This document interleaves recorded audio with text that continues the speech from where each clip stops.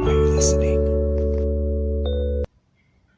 Right on. So I'm Yogi Phil, Spartan Dave, and we're here with Healthy Masculinity and Billy Davis. She's a licensed massage therapist here in Galveston, and we're going to kind of ask her about how she came to be where she is and her experiences with masculinity, obviously.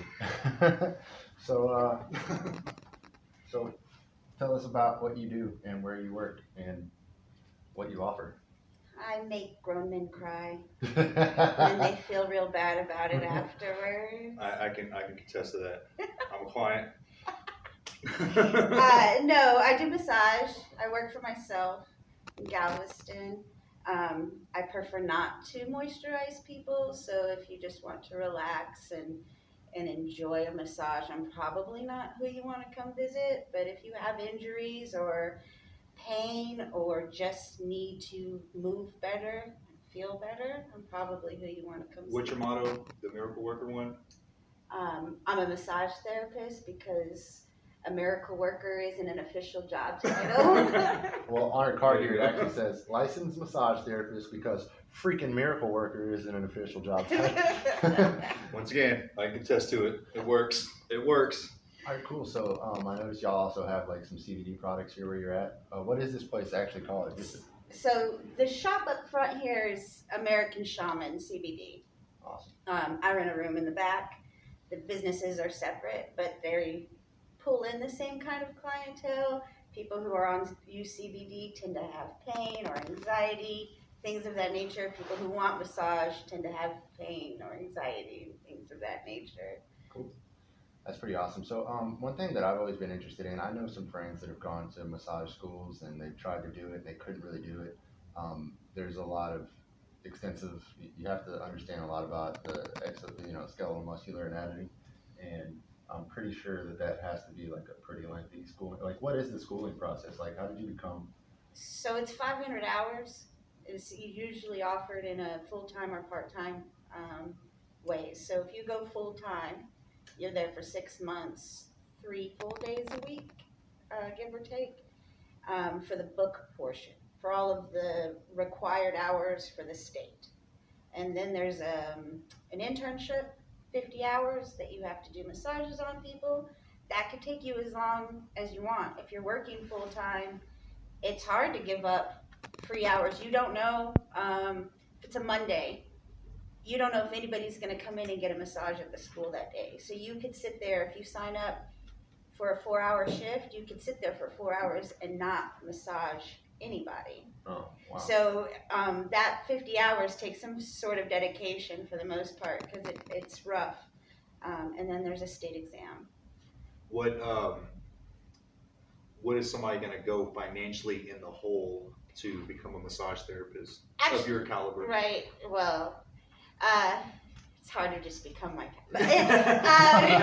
no, actually, massage school is not that bad.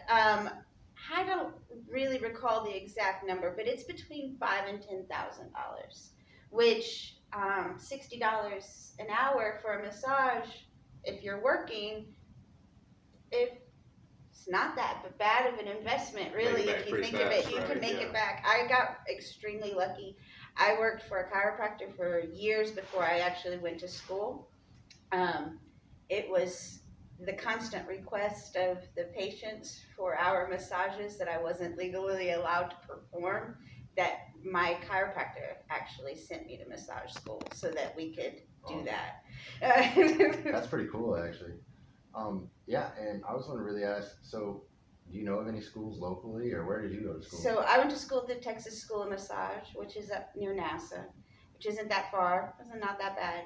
My understanding is there is currently massage going on at GC. At Galveston College? That comes and goes, though. The vocational, it has to do with, how many people you get in a class and things of that nature. But the last I heard, they do have classes going. Too. So you said the school's off NASA.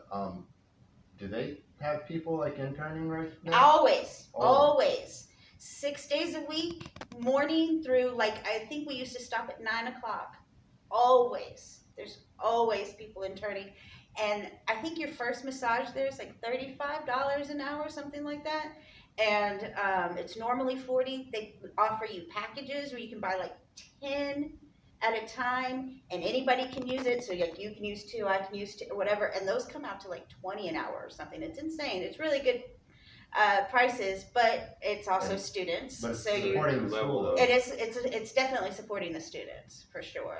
See, that's Does cool. do you for something like that? Would you be able to use financial aid, or because if it's a continuing Not at education? that school. I Okay. do believe GC has something set up with the, if you go to Ball High and you graduate, you get 2 years, 2 years at free free. GC. Okay. So I believe GC has something set up where if you're not trying to get an associate's, you can push it towards the vocational stuff. So it might be possible at That is. the community colleges, but this is like a Like private a school, private so technical it's not type the school. same. Yeah, I know a lot of private vocational schools. They don't really.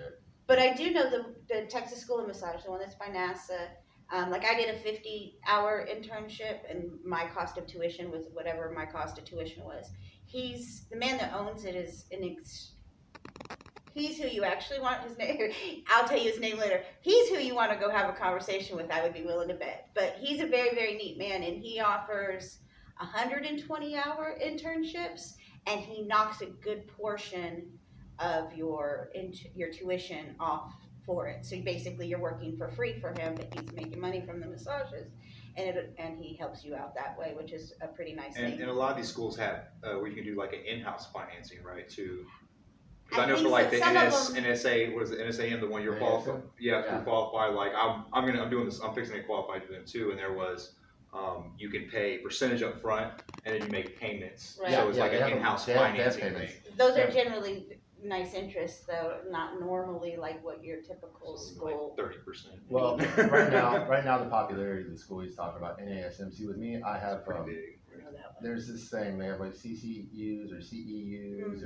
and you have to continue your education through these different schools, and I always refuse to do that, and I'll go to a different school. I've been a CPT with ISSA, ASE, or ACE, and NASM.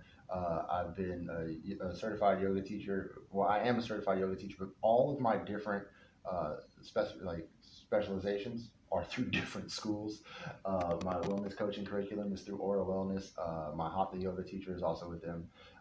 But as far as like my hip recovery, that's with the ashram that's based out of California. That's underneath the Lotus ashram in Pennsylvania, called the Pishram. There are a bunch of different places that I've gone for certifications, but the main thing is they want you to continually put money into them to maintain a certification or a registration in the case of a yoga teacher or a wellness coach. And in Texas, I'm sure this isn't the case with your situation, but as a yoga teacher or a personal trainer, there's no legal necessity to maintain that. And I like to tell people that at all times. You can remain insured as a CPT or a yoga teacher or any type of fitness instructor as long as you've been certified once or you're employed or you just maintain your own private insurance. Now, as a massage therapist, I'm pretty sure you have to maintain certification. Yeah, I have to maintain. I have to do C's. I think it's 16 hours every 2 years, something like that. It's because it's hands-on, I'm sure. You're actually putting your It's hands- actually really fun though. Most of them are modalities. So you want to learn some hot stones or gua sha, or that's how it is. you get to go and do some really fun stuff. So it's not Meet some so, new people, it's not network it's and not stuff. so horrible. There's this great school in Costa Rica that sends me Facebook notifications like, "Don't you want to come do class down here?" Yeah, it's Yes, the same yes, thing. I do want to. It's the same thing. Once you've been certified, one thing I get, oh well, check out this TRX class or check out this hip recovery thing that we're doing in Bali. Exactly. You constantly, my Facebook feed and everything, they figured me out on the algorithm. All I get is to further your CPT or your yoga teacher sort of credentials. I keep mine jumping around. It gets a little crazy. Yeah, I don't see the weird wish Wish stuff. has no chill at all. Yeah, Wish right. has no chill at all. I don't see Well, any I'm of that telling stuff you. anymore. All you gotta do is see the weird wish stuff about a dozen times and say, I don't want to see this ad, and it'll go away. All you gotta do is Oh, Google, no, I- Google the wrong thing accidentally on Google, and wish is gonna pop up on your Facebook feed I'm with pretty all sure that. they know what you think about. Awesome. So, like, what all do you do as far as so do you do hot stones? I do hot stone. So I do hot stones, and I am actually certified for like a hot stone massage, but I do not perform hot stone massages. I will use my stones like tools. So when I need a muscle to relax, I tend to bring out the stones. I don't. A typical hot stone massage is exactly that. They do this whole little thing from head to toe with the stones the whole time. Yeah. And I don't do that. But I will definitely use them as tools. I also have cups and mean little instruments that are The little little shield jade scrapers, tools, yeah. and I have some stainless steel ones. We do some nice scraping. She makes sure she really digs in really nice and good. It took me how long before I was like, okay, you can stop being, you can stop. He begged me to be nicer at the beginning, I but couldn't he take doesn't it. beg so much anymore. Now I'm He's like, okay go now. ahead, you can be a little bit harder. But at first, man, she's, you know, especially if you come in sore, you know what I'm saying? I'll go run 6 miles and do the CrossFit class the same day. And then I come down here and I'm all jacked up and she's like, But do you feel better after? I feel better afterwards. But at the time, I feel like I'm being tortured, and it's like, I'm paying for this or what? I mean, why am I paying to get hurt? You know? Yeah, I partially went after some. I tried to educate myself in acupressure and like just to get a little bit better with the. You know, as a trainer, a lot of places want you to kind of encourage self-shield release with your clients, and I thought, well, maybe if I got certified in something, I can do it. And then what ended up happening is the school I went through was one of those like money pit things, and I was just like, okay, I don't really feel like the quality of education I'm getting from this. So I do some ART, which isn't quite acupuncture, but it Or has some acupressure. acupressure, either one. But it is active release therapy, so it's finding trigger points and releasing them from there. Yeah, It's lots of fun, very painful, lots of fun, very effective. I'm gonna have to come here for a massage at some point. So like, what kind of like, do you offer any like specials like family package or Family something like that? Because podcast happy. So I always like to give you a low price for your first visit because I'm extremely addictive. I'm basic, you're like legitimate crack You're a drug dealer. dealer. I am. I am more than happy to give you some free samples because I know that you're going to come back and pay for it in the long run. Yeah, that's how she got me. She was like, on Facebook, she's like, just come, I promise you. I'll give you the first one free. And then it's been like every fucking week since then. the same thing. That's just healthy marketing. That's just putting yourself out there. Yeah. I offer locals $20 hour-long sessions at the park, and they can come and do yoga and stuff. And then it's like, okay, well, the problem is a lot of people. You have to be real clear with your communication. I've noticed with that because people are like, oh, I thought it was always $20. I was like, no, initial sessions or you know, just to kind of see what it's about is $20. An assessment for personal training is free, but after that, we have to sign you on a contract. So women are always down for a massage. Like, oh, you touch people? You know, they're always down. Men, though, more often than not, unless they've actually had massages, their first instinct is to tell you no. They're not interested in a massage. They don't want a massage. They don't like being touched. That's weird. Well, I mean, no, because look, I mean, that was my thing. I've never Which really is had why a massage. I will tend to offer stuff like when I get shot down real quick, you know, it's because they haven't had it, so they have no idea.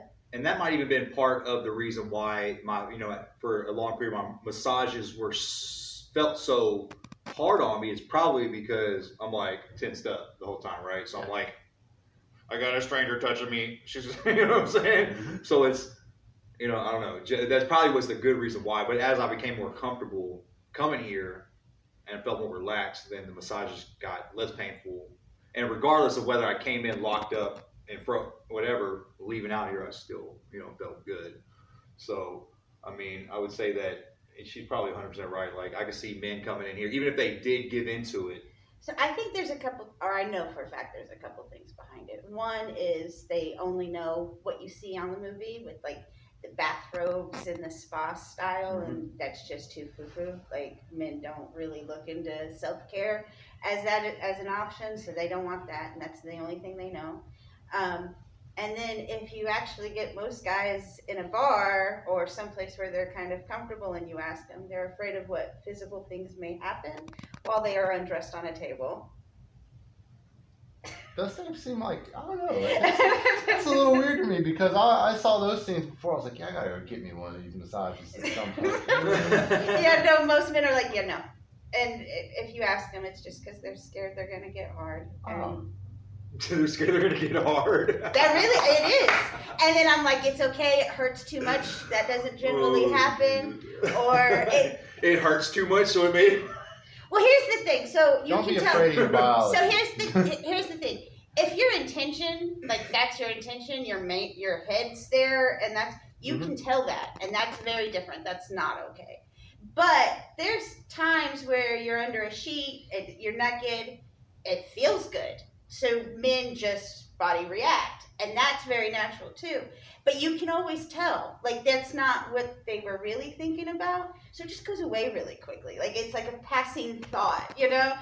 That's not offensive. Like that's just human, you know? Like don't be scared of that. Well, I mean, As long as you're not going in there thinking that there's something else is going to happen besides your massage, and then like that's because you can tell that too. All my issues are You're on just my gonna, back. So you're you just never gonna know. wait, you know. Like it's not the end of the world, though. all right. So while we're still on the massage segment, you got. All right. So I need a massage horror story. It was your worst massage, In general, just like the worst story that client you had. Give me a client horror story. Don't use me. you're not too bad. So I actually kind of started to tell you, but earlier when I was in massage school, I had a bodybuilder that came in, and he ate something around 40 raw eggs a day. And when you start consuming that much raw eggs, you smell. And this man smelled so bad. And these little massage rooms in this school is like a, I don't know, 10 by 8 What's the little smell it room. gives off? Sulfur. A sulfur like just smell. pure sulfur. It's really horrible. I was very proud of myself. I did do a full hour massage, but after the massage was over, I found out Dr. Ray, who owns the school, they cleared the entire building. All of the classrooms took a break and opened the windows just from the man walking through the hallways. And they left him with you in the room. They left me in the room with him. Wow. Wow. Well, Yeah, that's pretty. shout out massage school. Yeah, for real. That sucks. That's pretty gangster. You know, and the raw egg thing, like I actually was real big on that when I was younger. At one point, I was just like consuming raw eggs, put a half dozen eggs into the thing with my protein, whatever.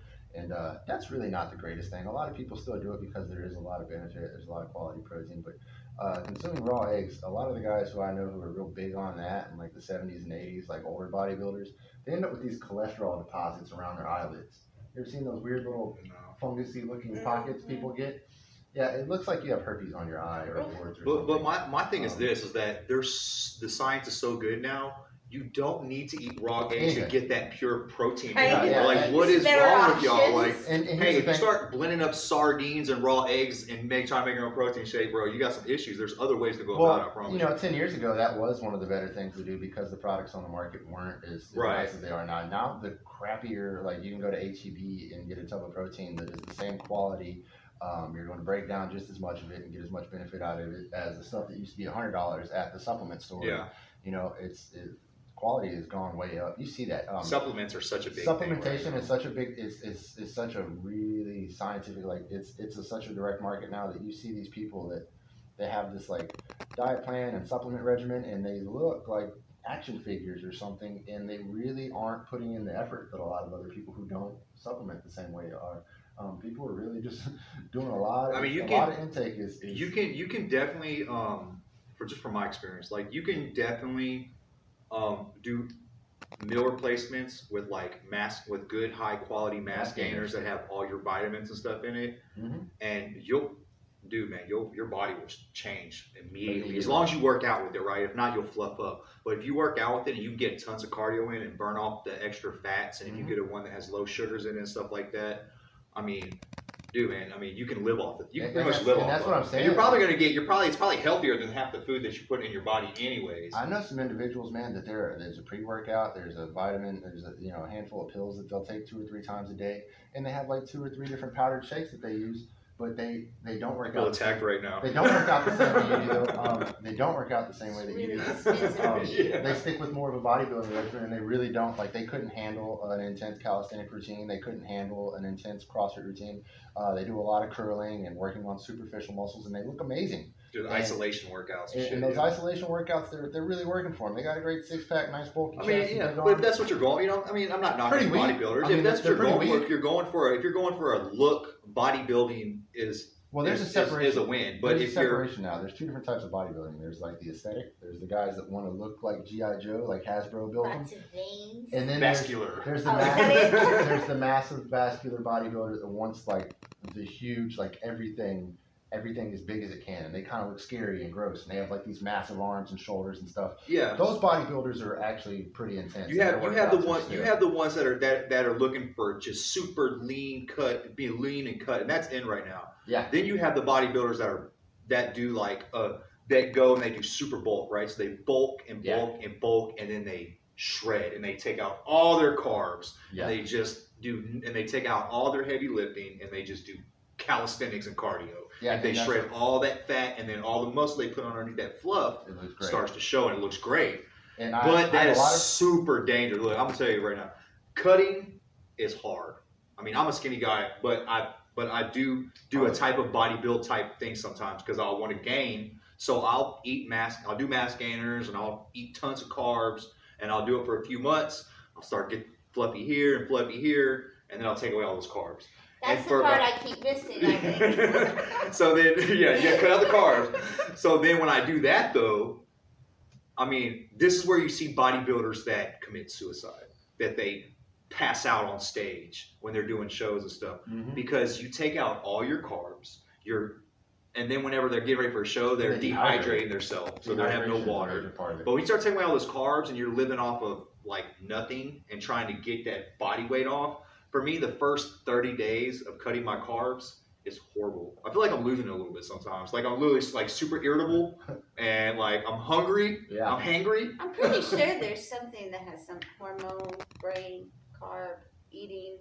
There's a thing I feel like I've learned at some time in the past that I have no idea, but I think if you looked it up, you'd find it. But then what I've learned now, though, is that with the carb thing, that because I'm constantly evolving, right, my diet and all that stuff. But what I've learned now, though, is that you can cut out those sugary bread type carbs and have healthy grain and fiber carbs like cauliflower, sweet potatoes, and stuff like that. And that's that you can get those carbs in, and they're going to burn fast, and they're not going to sit on you the same way as potatoes and all that type of stuff. That's always been my emphasis with clients. They're like, all right, so what's up with like the whole nutrition thing? I'm like, first of all, I don't like focusing on that. My 3 main rules when it comes to nutrition is 1, don't be stupid. Don't sit there with a box of cookies at 9 p.m. and devour that. Develop a relationship with your food, meaning eat more whole foods and cook things yourself, and cut down the processes. If you get good, clean food, and you take an apple and you cut it, that's a process. And then you mix it with some sugar and some stuff like that. You make like a pie filling, that's another process. It's too much. If the food's been processed more than 3 times, typically it's too much. And everything that you would call like a bad carb, essentially anything that somebody would label that, typically has been processed 3 or 4 times. Healthy carbs, like the real clean carbs that do actually increase your metabolism, and they do cause you to actually burn off even more. If you get a good, healthy, clean carb regimen going, a lot of guys that I know that are more educated in the field of fitness, they do ingest, they carb up at night with the right kind of carbs, and in the morning their body just starts burning. Yeah, then what they do is, and this is what I'm doing now, is that I do in the morning, instead of when I was like doing mass gainer, I was trying to put on weight. I wake up in the morning, protein shake, 3 eggs, quarter stick of sausage, some onions and bell peppers, stuff like that. First thing in the morning. 3 hours later, another meal. 3 hours later, et cetera, et cetera. But now what I do is I fast in the morning because I've already eaten, probably a little bit. I eat till about 12 o'clock at night. I'm fine. Then I fast. Then you get 15 hours of fasting. So I don't go to work out until 12 anyways on 3 days out of the week. So at that point, I'm still fasting. So then I go and I just don't lift heavy. Do it light with cardio, and then afterwards, isolate protein and then something to eat. Nice. You know what I mean? So the fasting, I believe. Look at us being like macho assholes. We're here interviewing this woman, and we just started talking about bodybuilding and ourselves and our own regimens as usual. She likes hearing about macho shit. One thing though, I did actually want to get back on the topic of her situation when you said horror stories. Is there any other cool story that's not necessarily a horror story about massage? Is anything unique? Most interesting person you massaged? Oh, I've actually massaged, I think, I talk to all my people, or most of my people. It's kind of, you get to be a little bit of a counselor from time to time, and everyone ends up eventually telling you all their deepest secrets of some sort or another. But I think my very coolest, I can't say that it's massage alone, it was chiropractic, but the modalities and the work that goes into it. When I first started working at the chiropractic office, it was actually the first time that I was introduced to any of that stuff. Chiropractic, self-care, as far as body work goes. It was the first time, when I was in high school, my teachers used to pay me to give them shoulder massages. And from high school till working at a chiropractor's office 6 years ago, I never once occurred to me to do a massage as a career, because the only thing I knew was like massage parlors and happy endings, and how do you like go through your whole life with your goal is that's how you want people to see you. Mm-hmm. But I walked into that chiropractic office and we had all this massage stuff going on. We had massage therapist and we did all of these different things, and we had this one woman who drove to her appointments. She couldn't walk without a walker. We had to help her put her legs up on the tables. She didn't have that power. She was not working. And about a year into working there, and have been working on her for that period of time, she was back at work. She lived on her own. She drove herself to her appointment. She could get on and off of the table on her own. And to watch somebody's quality of life go from nothing to something is one of the most amazing things. So anytime that I can take somebody who's not living their fullest because of pain or restriction and give that back to them, I think all of that's awesome every time. That's awesome. That's really awesome, actually. And it, I mean, I feel the same. That's why I teach yoga. That's why I'll never really give that up. I've seen people that come to me that have trouble breathing. There's a lot of tension in the secondary respiratory muscles. There's just a lot of issues that they're suffering with, pain daily. And after 1 or 2 sessions, they're like, man, like I feel sensations and awareness in my body that I haven't really noticed. Like, yeah. And then after, practicing for a couple months, they're like, man, I feel younger. Like I feel better. And like, I didn't really, invest much into this before. It was just a suggestion that I ran with, and this is helping. And that's what I thrive on. I don't care about the money. I don't care about making you look pretty. I care about helping you develop a youthful body, becoming happier. And if you're one of my fitness clients, I want to make you powerful before I make you pretty. It's also a pretty good ego boost when someone's like, yeah, you made me all better. You made me all better. Yes, exactly. I did. That's really cooler to think that just shield stimulation, just a massage, had that much of a healing impact, because I personally never really viewed it as that. I always viewed it as more like a release from the other, other methods of healing and stuff. And like someone like Dave who trains for these races and stuff needs it to kind of keep him in a recovery path and not constantly sustain injuries and have to suffer through it. Absolutely. It's a struggle, man. That is a struggle. Injury, staying not overtraining to the point that you injure yourself is my biggest downfall. Yeah. Because I have like no cool, right? So it's like 0 to 100, and it's like you're supposed to only train up like to 70% capacity. But when I'm feeling good, I'm like, and it's my biggest downfall, because I mean it helps her, right? Well, I mean, but it I also love CrossFitters. They can't help themselves. They hurt themselves every time. Yeah, we that's talked another about person. CrossFitters hurt themselves every time. that was like the first. Or they come see us. It's Are you listening?